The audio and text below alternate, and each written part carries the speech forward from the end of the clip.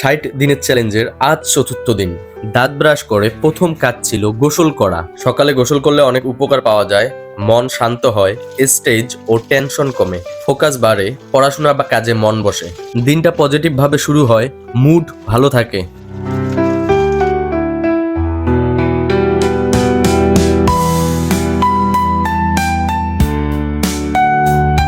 এরপর সালাদ শেষ করে ব্রেকফাস্ট করলাম, তারপর এক্সারসাইজের জন্য প্রস্তুত হলাম।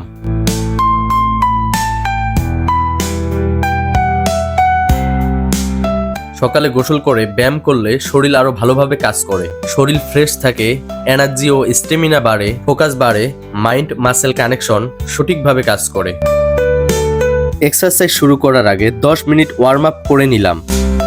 আজকের এক্সারসাইজের টার্গেট 100টা পুশ আপ, 100টা সিট আপ, 100টা স্কোয়াট। এভাবেই আজকের দিনের চ্যালেঞ্জটা শেষ করলাম।